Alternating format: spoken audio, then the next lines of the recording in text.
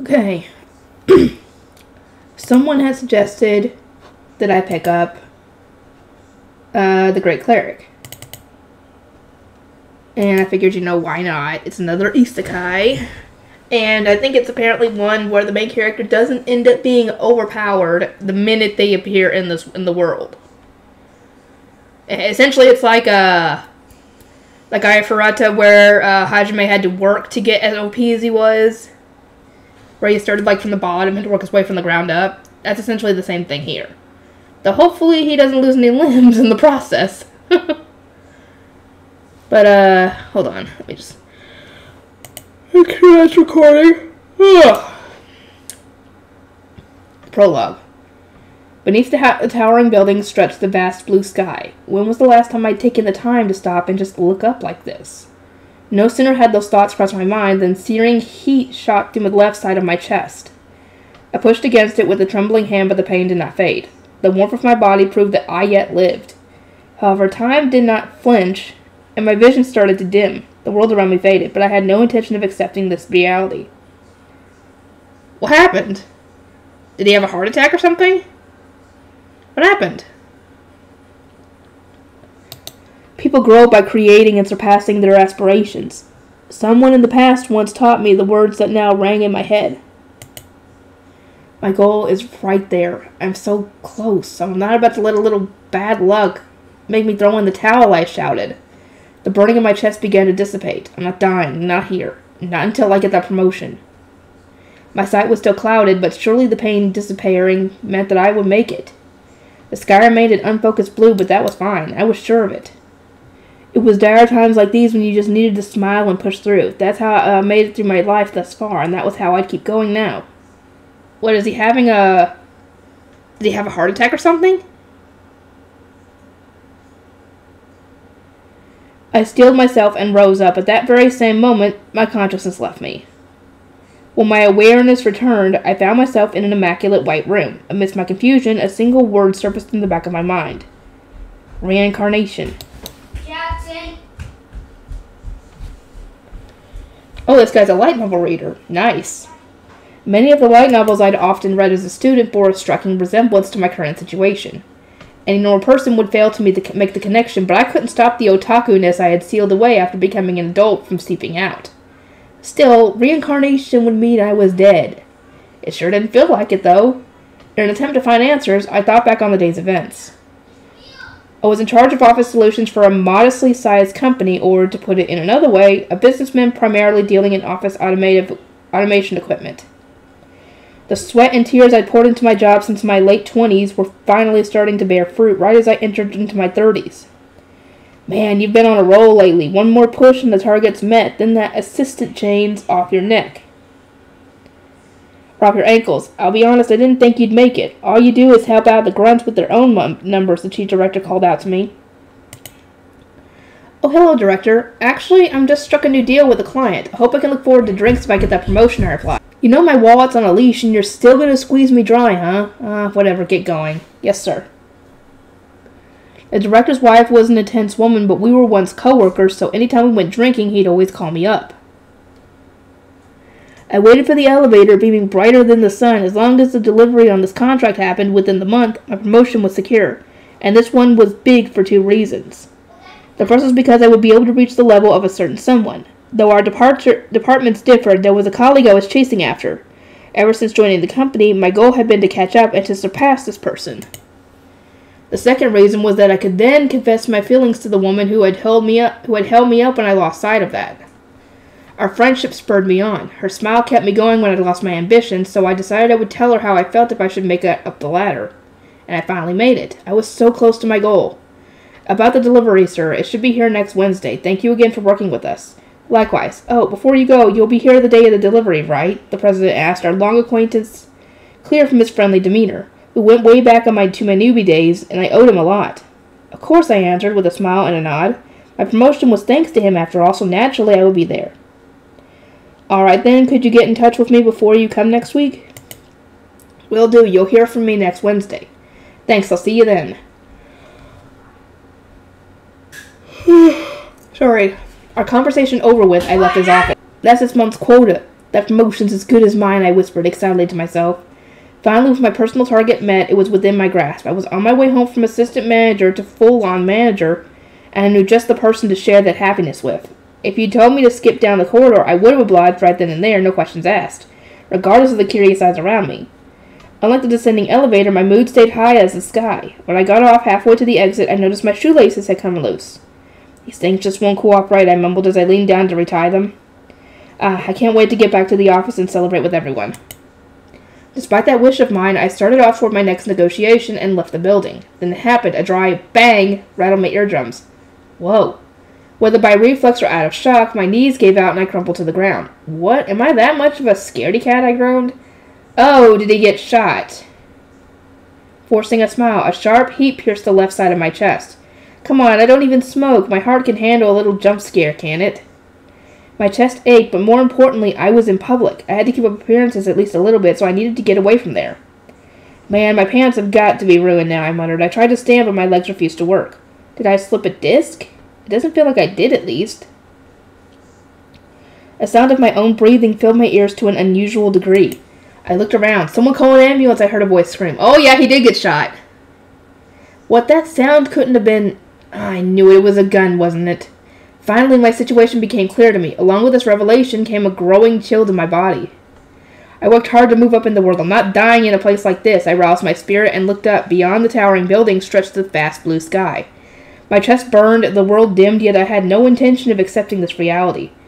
People grow by creating and surpassing their aspirations. Isn't that right, sir? I'm gonna live. I'm gonna live and keep rising higher. The churning heat in my body suddenly turned cold and the pain vanished. I've made my decision. I'm going to live, make my way to you, and surpass you. I sure acted tough, but so much for not dying. I am dead, right? I said to myself. I just woke up in this white room, so I'm dead, aren't I? Each time I repeated it, I felt my heart grew heavier. I couldn't just sit around feeling sorry for myself, though. I set about taking stock of the situation. The first thing I noticed was my clothing. In place of my suit, I had on some stiff, unfamiliar outfit from a bygone era. My gunshot wound, too, was gone. Various thoughts flashed through my mind, but I rejected each one in search of other possibilities. The gears in my head kept turning in spite of my mental disarray. Where was I? What was this place? Who put these clothes on me? Answers soon came in the form of a disembodied voice echoing inside my head. Oh, unfortunate soul, allow me to reincarnate you. Could you just return me to my original world instead, I asked. I cannot return you to a body that is already deceased. Then, where am I being reincarnated to? I prayed it would be somewhere safe. A planet known as Galdardia. A world of land and sea much like Earth. Can I assume it's the same kind of world, I probed? If its civilization was on a similar level to that of Earth, chances were that it could be somewhere as safe as Japan, or maybe even safer. Reality, however, was never fair. And the voice's answer came as no surprise. It is a world of magic and beasts. Magic and beasts? That would make it downright fantastical. That's certainly a common setting in Japan. You see it in novels, anime, and games, so I've been familiar with the concept of such worlds that for a while I thought aloud. I even wanted to see one for myself when I was younger. But I'm getting up there in years now. I'm not sure I would enjoy an adventure at my age. Oh, unfortunate soul, I do not care for your yammerings. I have 9 other souls in a similar situation to attend to, so if you insist on quibbling, I will pitch you into your new world without any preparation whatsoever. If you would rather I did not, be quiet and listen, the voice threatened in a monotonous and inorganic tone. I'm very sorry. Please continue. I lowered my head in apology. Wait, this person has 9 other people to send out? What happened?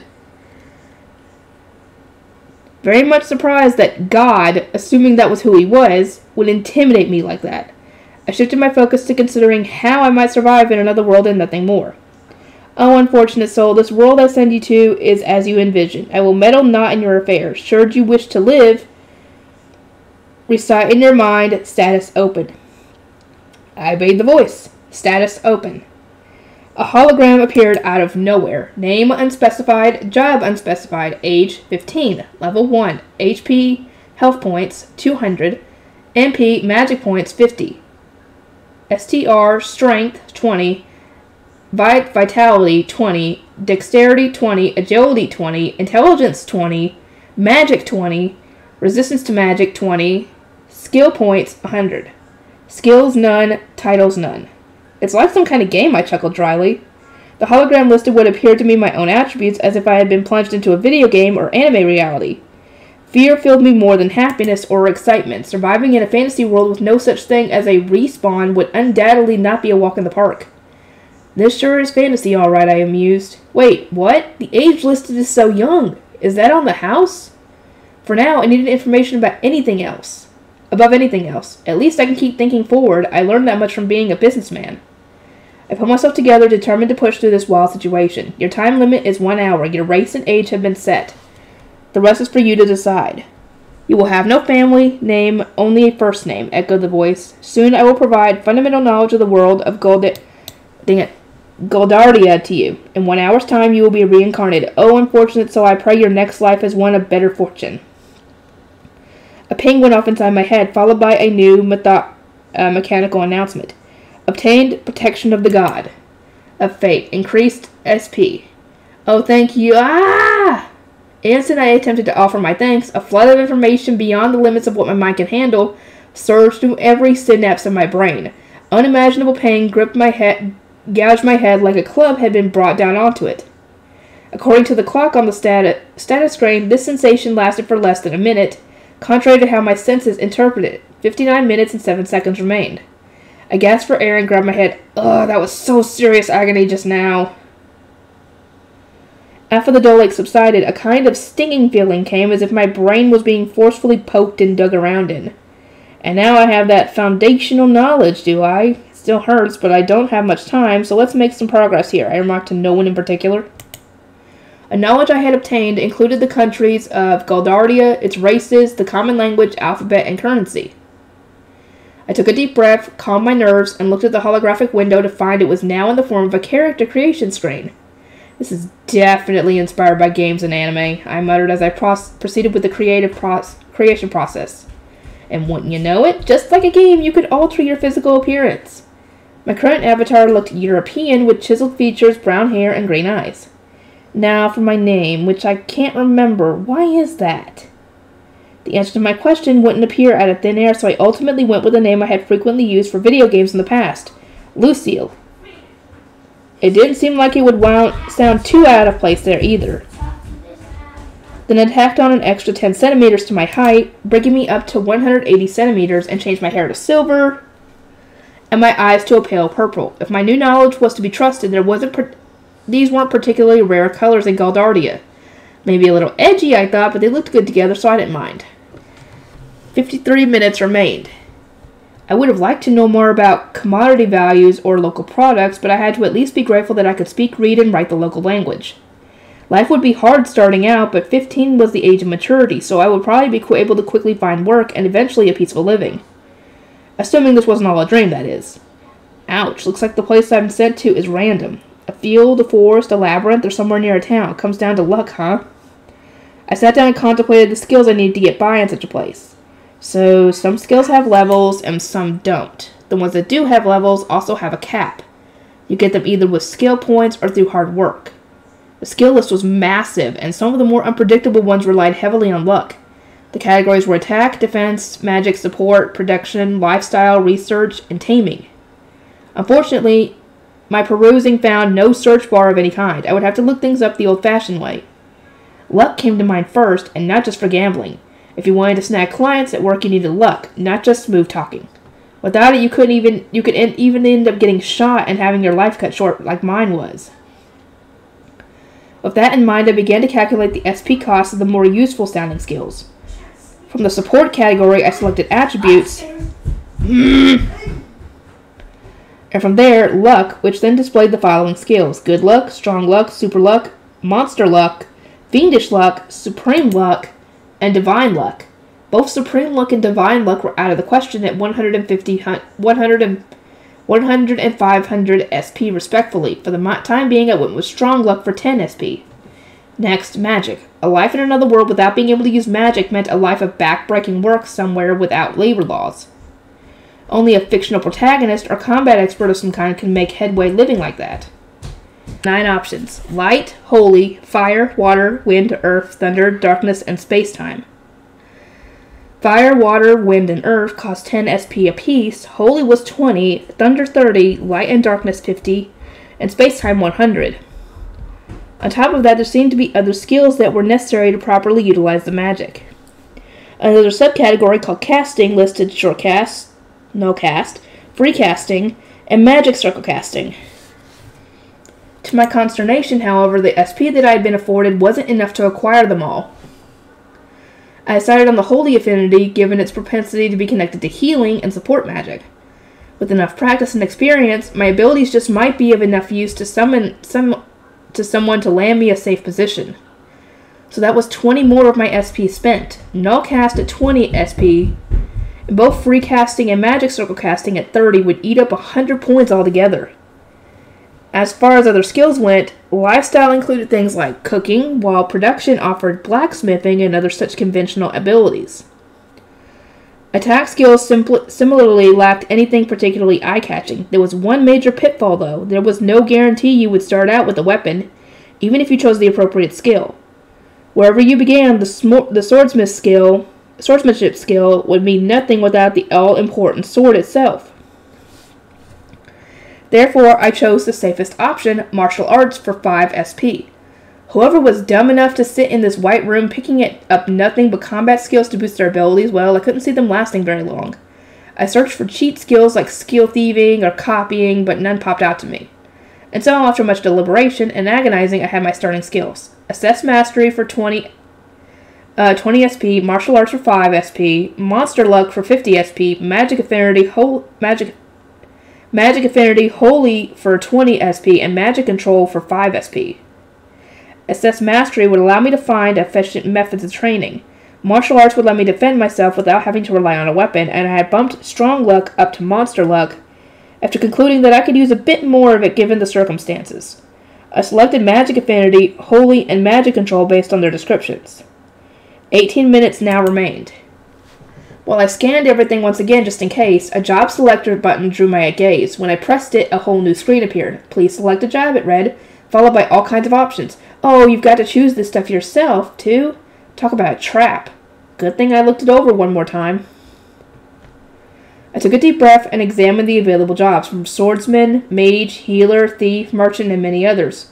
I chose healer. Swordsman or mage may have been a better choice, but healer seemed like the safer bet to me, in case mages couldn't learn recovery magic or there was no magic in general for swordsmen. 9 minutes and 42 seconds remained. Before finishing up, I examined all of my skills once more and memorized a few others that I might be able to work toward later for future reference. With over 3 minutes to spare, I hit finish, and a split second later, I stood in a grassy field with 3 silver pieces in my hand. Time is money, even for the dead, huh? I sighed at the sky, reflecting on my skills and how my remaining time must have correlated to the money in my hand. Ah, okay. Grassy plains blanketed everything as far as the eye could see. I surveyed the area and spotted what looked to be the walls of a city in the distance. The size of it must have been quite impressive given how big it looked from this far away. After a deep breath to slow my churning thoughts, and with relief in my heart at the sight of civilization, I warily took my first step forward. That makes 10 souls. My end of the promise is kept. Huh? Okay, I'm thinking this is God that's talking to someone else, I guess. It would certainly be interesting if this shakes things up down there, even if only slightly. All were banal to the last. Those without an exceptional aptitude to adapt will meet only hardship. Well, neither of us can meddle, so I'll simply be watching from the sidelines. If they die, how about another bet? Let's barter, shall we?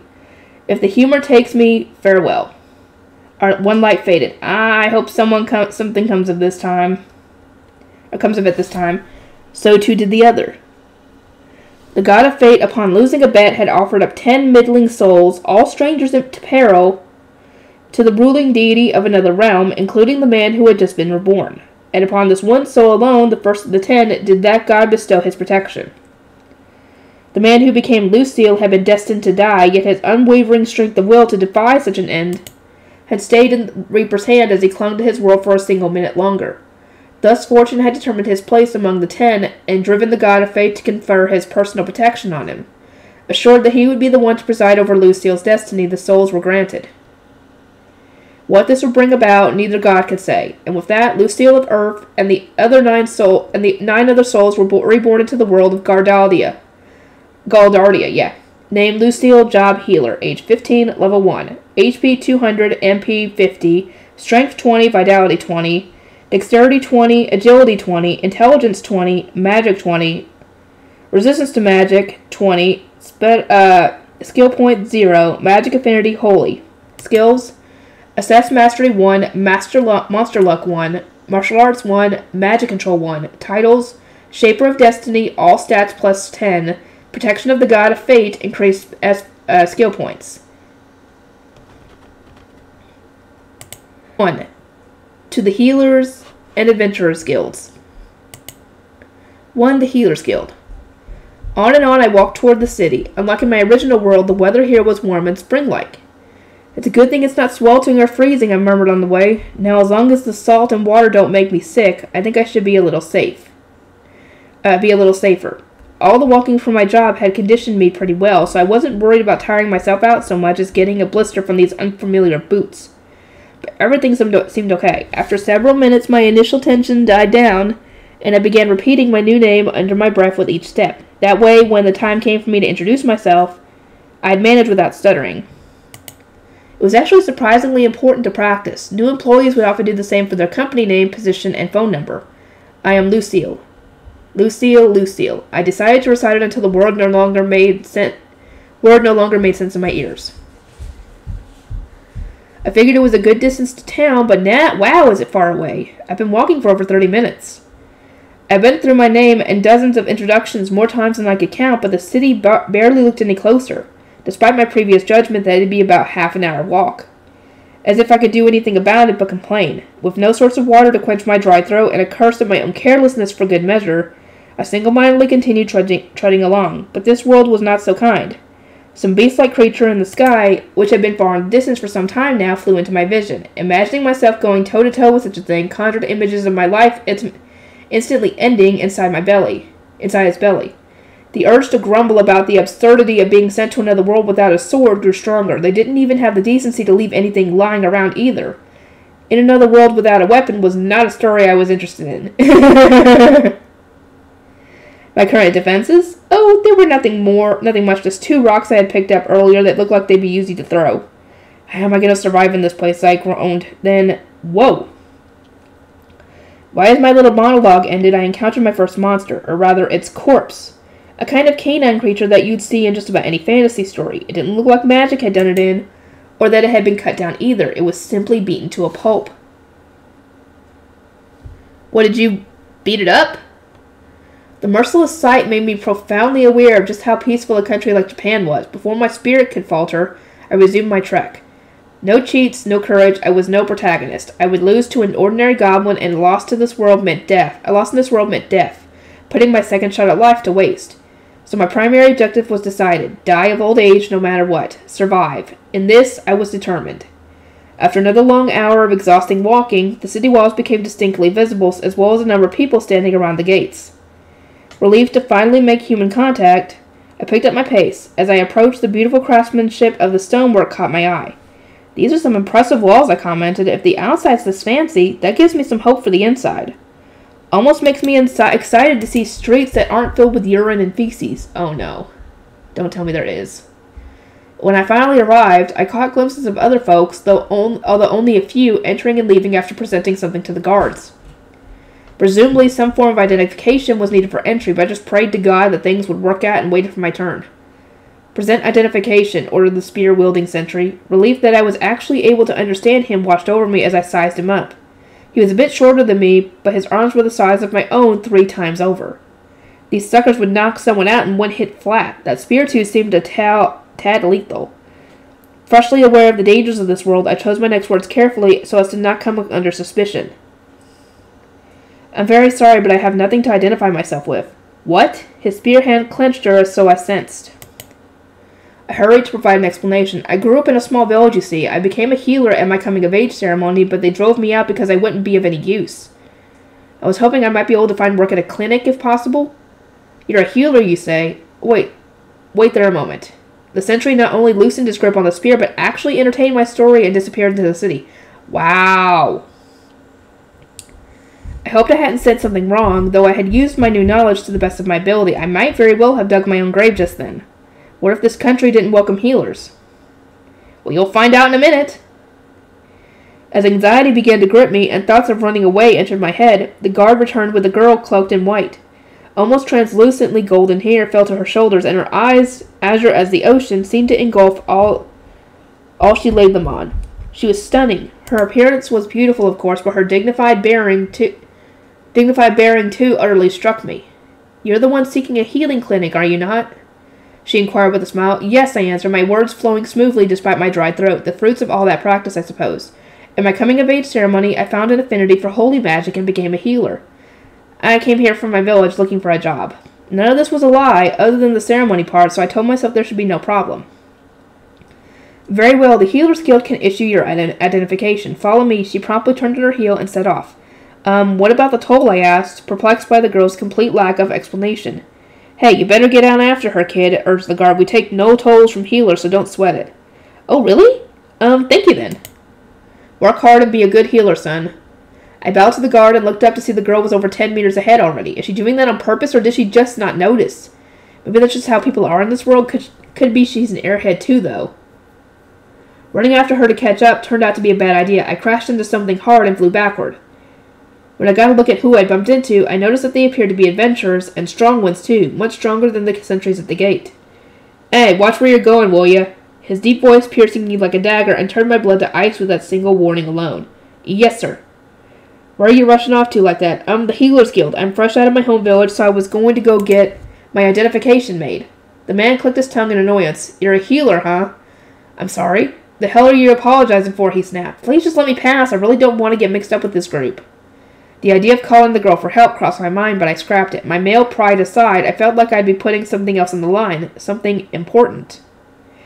I can't use magic yet, so maybe healer is a little misleading, I faltered. You better not end up a money grubber, got it? Money grubber? Did you mean like a dishonest healer? If so, I wanted to clarify that there was nothing to worry about in that regard. As it happened, I very much lacked the guts for such a thing. Of course, kindness is my motto.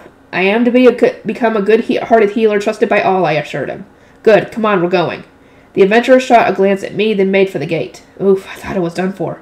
A little quarrel never killed anybody. I turned toward the voice and came face to face with the girl who had seemed leagues ahead of me just a moment ago. Weren't you way over there? I was, but I saw you were in a bit of a bind, so I came back. Naturally, if they had laid a hand on you, I was fully prepared to engage them. Her extraordinarily casual demeanor spoke to just how strong she must be. I clasped her offered hand, pulled myself up, and we set off again, this time at a gentler pace. Complete silence would have driven me mad, though, so I fired off some simple questions. When I entered the city, they didn't take a toll. Is that true for hell healers? Only the Empire requires tolls of its healers. It is a vital job that deals in and manipulates life and death, so its practitioners are treated with care here, she explained with a smile. It seems being a healer has its perks, then. Indeed it does, although part of that favorable treatment is because this country, the Republic of St. Charul, operates and runs the Healer's Guild. I must have won the lottery. That alone made taking the monster luck skill well very worth it. With gratitude to both God and my past self burning in my heart, we continued toward the guild office. But something counted with adventurers had made me tense to the point where I couldn't quite take in my surroundings, but my chat with her certainly helped to loosen me up. Beautiful stone roads stretched throughout the city with no bodily fluids in sight. The buildings reminded me of medieval Europe. I would like to take my time and observe everything more closely, but that would have been rude to my guide. Eventually she stopped us in front of the large building. This is the Church of St. Charul's, a Meritoni branch of the Healers Guild. She stepped inside, then turned back to me. Oh, she's got... Oh, wait, I thought for... Yeah, she's got a sword. I started to open my mouth to ask her why she'd stopped. Welcome to the Healers Guild, she beamed. Thank you very much, I replied, her cute mannerisms causing my voice to falter. As awkward as it was for me to admit at the moment, for the first time her kindness made me glad to have been reincarnated. Miss Lumina, is something the matter? A voice came from a desk in the back that looked to be used for reception purposes. Its owner was an alluringly gorgeous woman of about 20, if I had to guess. This boy became a healer at his coming-of-age ceremony, but he has no identification. I found him in distress and brought him to the guild. If his coming-of-age ceremony, Miss Lumina, if you'd only told us, an employee could have gone to meet him at the gate.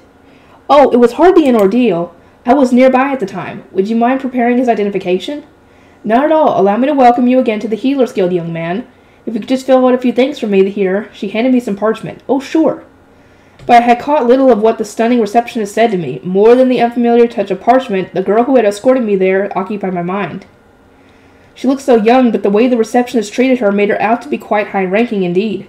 Can you not write? The receptionist hesitated, noticing that I had frozen up. Concern crossed her face. No, I mean, yes, I can. I finally looked down at the paper. There were sections for name, race, age, and birthplace waiting to be filled in. I wrote in everything but the birthplace, given that I had no idea about the names of any villages in this world. Considering each village, such villagers likely weren't well-traveled, if I filled it in with nonsense, I'd be busted in no time once someone actually looked into it. For the sake of building good relations, it would be better for me to play the ignorant fool. So, about the birthplace, I said with my most innocent face, would just putting village be okay? I don't know if villages actually had names. Well, if you're unsure, that will do just fine. For a brief moment, her face had betrayed her heart, and it had demanded to know what the hell I just said. It was for only a split second, though, so I could have imagined it. Her current beaming smile certainly made me inclined to think as much. Once I finished filling everything out, the receptionist disappeared into the back room with the parchment. At home, we got by just calling it, well, village. Does this town have a name other than town? I smiled at the girl called Miss Lumina. You're certainly quite the ignoramus, she sighed. This is a city in the Republic of St. Chirul known as Meritoni. She did not hide the coldness in her gaze, which did nothing to help the trembling in my boots. I'll be sure to study up, I promised in apology, along with a bow. That will be best. A moment later, her expression softened. Ignorant or not, evidently constructive mindsets were thought of highly here.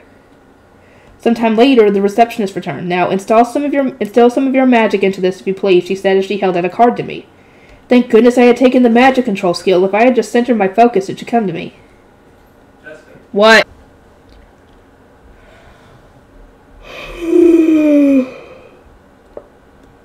I closed my eyes and let the energy, or magic as it were, within me flow into the card. It seemed to work as the parchment began to reveal words. Healer's Guild, Meritoni Branch, Lucille, G-Rank Healer. Your card, please. She took the card, then withdrew to the back again. Her constant disappearances felt strange to me, so I decided to ask Miss Lumina about it. What is she doing? Registering your card with the Guild's magic network. This allows you to use it at any Healer's Guild in the world. I see. Kind of like data in a server. The workings of such a network piqued my curiosity a little. I did question the usefulness of it in my case, though, since I had no intention of moving around or adventuring. In the middle of my ruminations, the receptionist came back once again and returned my card. My apologies for the wait. Rest assured you are indeed a healer, she confirmed. You have both the holy affinity and magic control. Somehow my skills have been exposed. By what brutal mechanism, I wondered. Then there is no issue, I take it. Miss Lumina's guidance was done. All's well that ends well, except this was not all well. Although I possessed the proper affinity, I lacked the holy magic skill, meaning I couldn't actually use any spells yet. The obstacle disposed for my employment prospects was as clear as the sun in the sky. Well, I had already embarrassed myself once. What was one more time? I'm sorry, but I've never used holy magic before, so I don't think I can yet, I confessed. You what? What do you mean? The subtle intensity in which Miss Lumina glared at me taught me something. Beautiful girls can still be terrifying. Oh, they can be. Is that a problem? I do know of magic grimoires, but we had none in my hometown. And I was our first healer, so I'd like to be instructed. Ugh, I nearly forgot you're an ignoramus, she sighed dramatically, but seemed to believe my words and her intensity dissipated. My previous stupid remark really ended up saving my hide. Now, if only these pesky tears would stay put. Surely I could expect the guild to act as an agency for healing clinics, so I hoped they would help to point me in the direction of one. So now that I'm properly registered, would it be possible for you to introduce me to a clinic where I might be able to learn while I work? I could. You have 3 options, Miss Lumina interrupted the receptionist with a raised hand. The first, grueling training. The second, go into debt. The third, work. Make your choice. For some reason, she seemed to be pressuring me to make a decision. Perhaps this was a test. Could you please go into more detail for each option? Your training will consist of rigorous study and casting to the point of magical exhaustion until you learn the art of healing. You will sleep, recover your magic, repeat. Should you go into debt, as there is no specialized education for holy magic, you will enter into a general institution and learn magic over the course of your 3-year study. However, you will be indebted to the guild in the amount of 1 platinum piece that must be repaid. Lastly, you may learn holy magic during your downtime between menial chores for a year or more. The first wouldn't kill me, but could very well be the most mentally draining. The second was basically a student loan, and I know those dangers all too well. The third, I couldn't say whether I would even have free time, but assuming the chores were sensible, this option struck me as the most viable.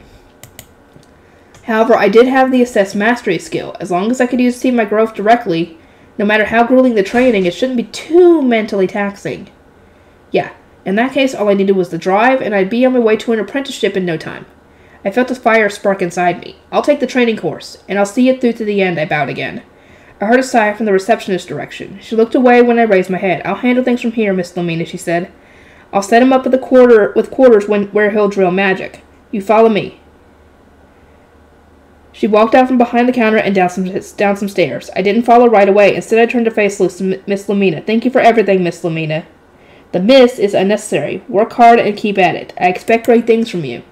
And I hope to meet these expectations. My name is Lucille, by the way, and someday I'll repay you. I hope to see that day. Now you'd best be off. Needless to say, both commanding and presence and that captivating smile on her face remained etched deep into my memory. The sleeping quarters turned training room came with a toilet, albeit one straight out of a historical drama, capped with a lid, and with a pile of some weird, starchy scraps and paste of toilet paper.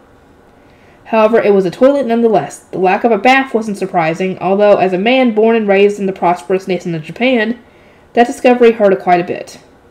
Furthermore, the lack of windows made the passage of time nearly impossible to track, even though I could check the clock on my status screen. This was clearly a room of torment. From the average Joe like me, learning magic in such an environment would be downright Spartan. But I somehow managed to stifle my grumblings about any potential depression in my cause. This is where you'll study. Read that grimoire and practice your magic, the receptionist instructed. We'll bring you food every morning and evening. When your magic is drained, chances are you won't be able to stand, so rest in that bed. When you wake up, you'll get right back to it. Keep at it and don't stop. With that, she left.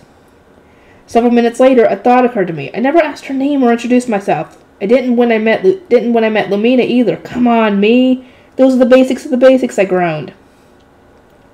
After an appropriate facepalm, I shifted my mental gears into hardcore work mode. I picked up the grimoire from the desk and sat down on the bed. Then I commenced the pep talk. It's all about the effort. 10 days. 10 days and you'll learn magic. You can do this, Lucille. I told myself, just think about it. There's no danger. You got food. No one to bother you. This is the perfect environment for concentrating. If I worked hard and things went well here, I could emerge as not just some chore doer, but a real apprentice or maybe even a full-fledged healer. First, get the basic spells under your belt. Once you do, even a world like this can't hold you back from a peaceful life. With a clear goal and an action plan, I psyched myself up and opened the grimoire. Okay. I think I'm going to end it here, and I'll see y'all next time.